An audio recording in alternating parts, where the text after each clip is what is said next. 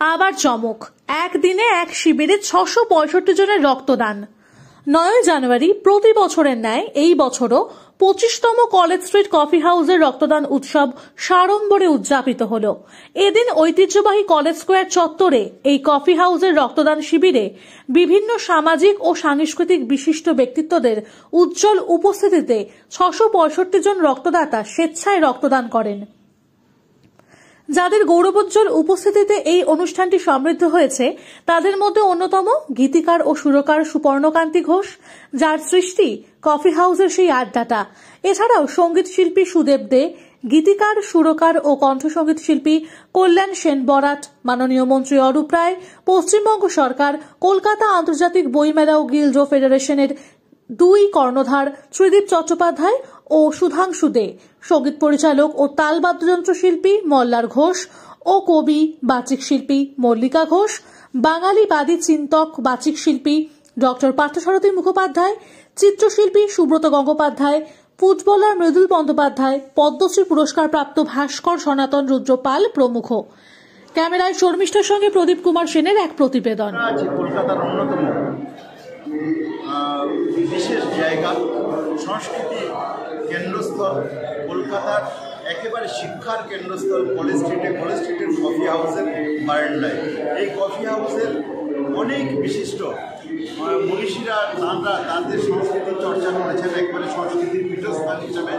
তাদের সেই জায়গায় কলকাতার কফি হাউসের রক্তদানে একেবারে 24 বছর পার করে 25তম বর্ষ পদার্পণ করেছে। আমরা সেই কফি হাউসে আছি।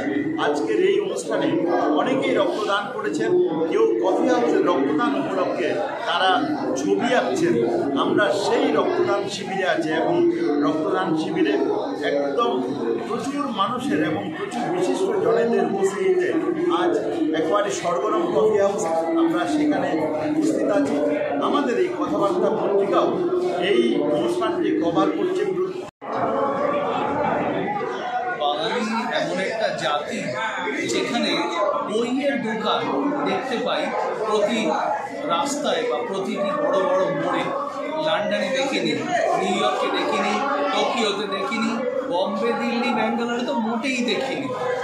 তাই এইখানে এখনো যে পত্রিকা এভাবে বেরোয়, এখানে এখনো যে সাহিত্য চর্চা করে, হয়তো যে লোকটি লিখেছে, লেখা দিয়েছে, সে কষ্ট করে হেঁটে হেঁটে গেছে, তার হয়তো আর চাকরি নেই, কি তার কারখানা বন্ধ হয়ে গেছে, সে হয়তো পেনশনভোগী, কোনো রকমের সেই টাকায় সংসার চলে, তবু সে সারা রাত নতুন চশমা কিনতে পারেনি, সেই পুরনো চশমার পাওয়ার নিয়ে সে কবিতাটি লিখেছে এই পত্রিকায় দেবে বলে।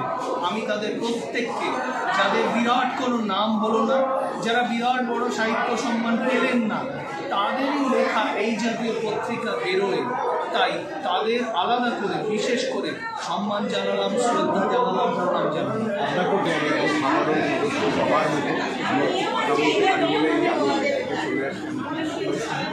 আমরা সবাই আছি বলে আজকের এই তারা একজন নাগরিক আর coffee house social service association 2000 সালে শুরু করেছিল 2025 জয়ন্তী বর্ষ উদযাপন। তারই সঙ্গে বহু মানুষের সম্মেলন। কফি হাউস মানেই একটা আবেগ, কফি হাউস মানেই একটা মুক্ত চিন্তাধারার স্থান, যেটা Albert school, Albert college, Albert institute ছিল, সেটা আজ ইন্ডিয়ান কফি হাউস হয়েছে। প্রত্যেকটি টেবিলে টেবিলে স্মৃতি জড়িয়ে রয়েছে, বংশ পরম্পরা, জেনারেশন আফটার জেনারেশন সেই টেবিলে কত কাহিনী লিখে চলেছে। আজ থেকে বহু বছর পরে 100 বছর পর তেতুলি পরিচয় বসে আমার কৌতূহল বলে, সেই প্রত্যেকটা টেবিলে টেবিলে কৌতূহল কিন্তু ছড়িয়ে রয়েছে। আজকে 9th of January আমাদের ফিক্সড ডেট থাকে, 25তম বর্ষ পূর্তি হচ্ছে। নিচে চলছে লাইভ ক্যানভাস পেইন্টিং। এছাড়াও দেখতে পাচ্ছেন মানুষদের আগমন, বিশিষ্ট মানুষদের অংশগ্রহণ, সবটা নিয়ে একটা অনন্য অনুভূতি। কফি হাউস আপনার, কফি হাউস আমার, কফি হাউস সবার। আর এই সবার কফি হাউসে রক্তদান শিবির চলছে। আমাদের লালন, যে সন্তানের মতো লালন পালন করেছে এই কফি হাউস সোশ্যাল সার্ভিস অর্গানাইজেশনকে, কারণ এটা একটা সংগঠন করা মানে অনেক প্রতিকূলতা আছে, আর অরাজনৈতিক সংগঠন না আরও বেশি প্রতিকূলতা আছে। তাই আসলে সবাই মিলে আমাদের সহযোগিতা করে সহকর্মী হয়ে ওঠে, সহানুভূতি তো রয়েছেই আপনাদের সহকর্মী হয়ে যে যার জায়গায় তাতেই পৃথিবী একদিন আবার একদিন ঝড় হয়ে যাবে, পৃথিবী আবার দীর্ঘ 24 বছর পার করে 25 বছরে পদার্পণ করেছে কফি হাউসের রক্তদান উৎসব। এই রক্তদান উৎসবে প্রচুর মানুষ রক্ত দিয়েছেন, এখনও পর্যন্ত রক্ত দিয়েই চলেছেন।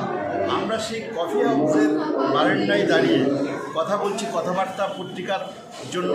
কথাবার্তা পত্রিকার আমাদের এই চ্যানেলে সবাইকে আমরা হৃদয় দিয়ে স্বাগত জানাচ্ছি। সবাই আমাদের সঙ্গে থাকবো।